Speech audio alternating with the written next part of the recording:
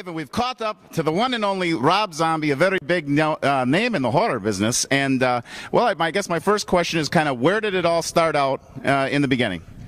Oh, man, that's a long ways off. I don't know. I don't know where it all started. I don't even know where it's going to end. I don't even know where I am right now. So, somewhere.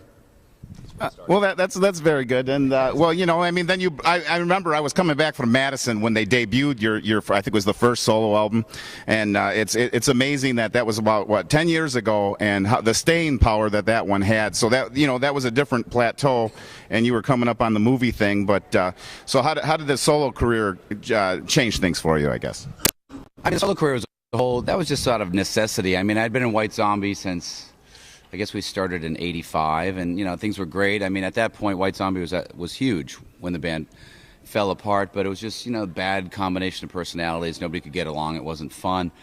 So I was like, I'm just going to break away and do it myself, which seemed crazy because that never works. It's always a disaster for most people, except for maybe Ozzy and Sting.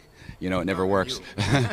But I had to do it just because I can't do things unless it's fun, and White Zombie just wasn't fun anymore. So. I think when you were in White Zombie, you played some clubs around here, like before it really went big, and maybe early '90s. The Unicorn. Were you at the Unicorn? I don't remember the names of any of the places, but I do remember coming here. I mean, for sure, we would play because we had a tour manager at the time who was from here, so we would always be very conscious of being in Wisconsin. So, yeah, we come here a lot. There was never anybody. The shows were always terrible. No one would ever show up.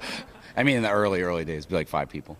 Well, I remember you had mentioned back you were still trying to find a niche back then because you guys were doing something nobody else really did.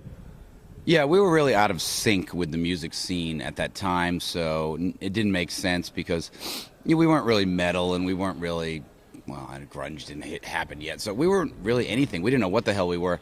And then even once we signed to Geffen and we were making records, it still didn't make sense. We needed the world to come around to our side of things more than because we couldn't fit the other way.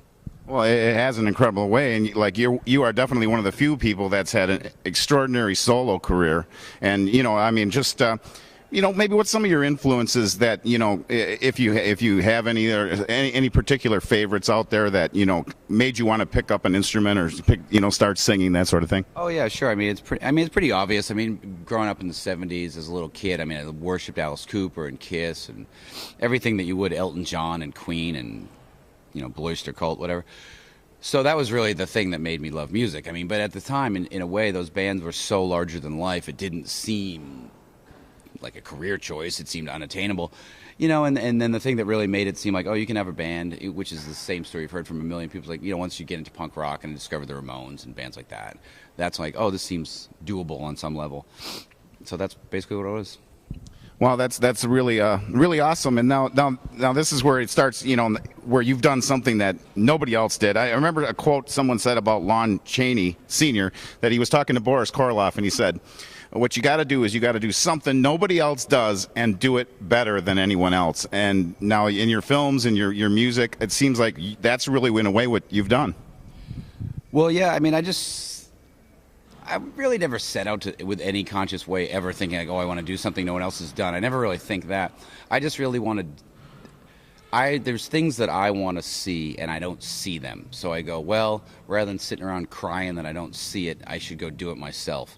And that was sort of the thing with movies. I always loved movies, but I just wanted to be part of it. I always wanted to do the same with music, but now it's just about making movies that I think should exist that don't exist. I think all movies are too clean, they're too corporate, they're too everything. I just get bored. I go to the movies, I get bored. You can sometimes sit there and you can recite the dialogue to a movie you haven't seen yet. It's so predictable, You know exactly what's going to happen. You know exactly who's going to live and who's going to die because of who's cast in the movie. I mean, and I just get bored. Sometimes as much as I love movies, I hate going to the movies anymore. So that's sort of what inspired me there. Yeah, I really totally enjoy the way you put them together. Do you use different cameras and such for different effects, or do you use one basic camera that has multitudes of effects on it, or you use different cameras for different things? Every movie has been different. I mean, the last I don't remember what cameras we've used over the years. I mean, I shot A House of a Thousand Corpses many different ways. I shot that on 35 millimeter, but then later I shot some of it on Super 8. I shot some of it on video, on just a tiny video camera I had. And then, but I was always searching for the look. And on Devil's Rejects, I used Super 16, which gave me the exact look I wanted. Because when you blow up the negative, you get an extra grain.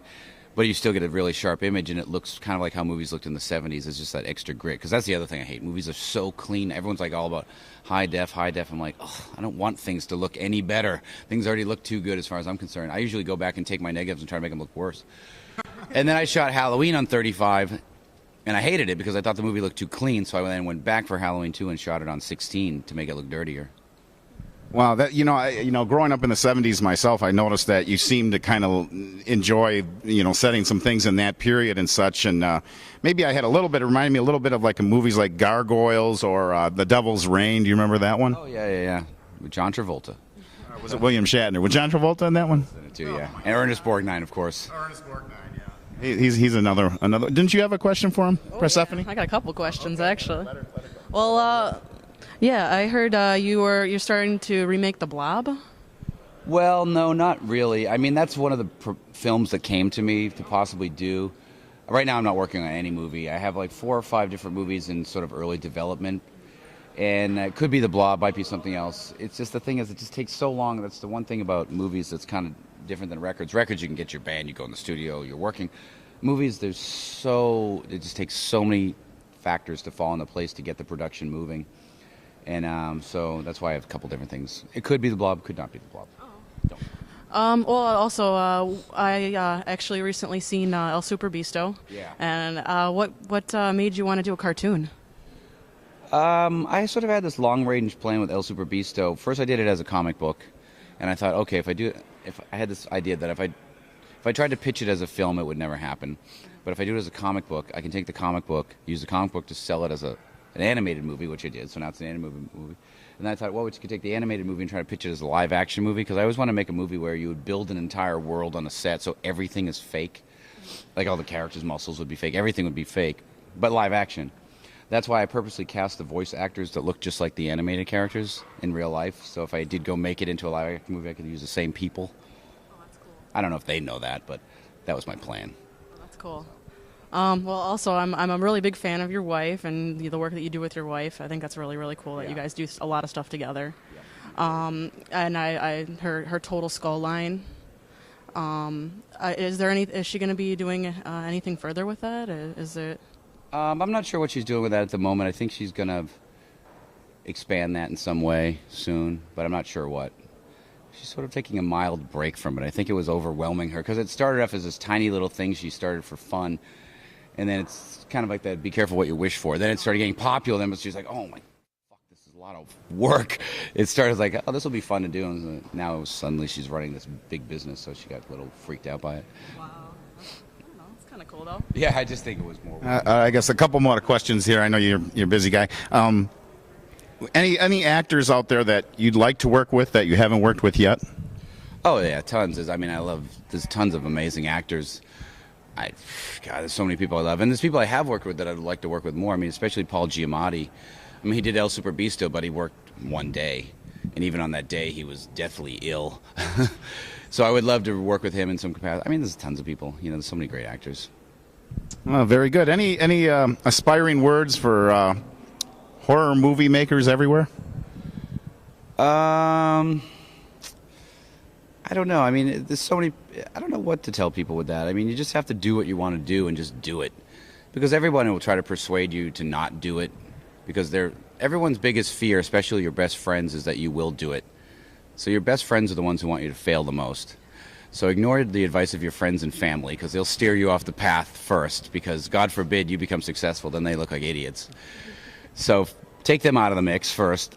Just do what you're going to do. It's like this is the main thing. You have to do what you love, because if you don't, you'll give up. Because the amount of work it takes to make it work, you have to be just sickly passionate about it. That's what I say. So can't phone it in ever.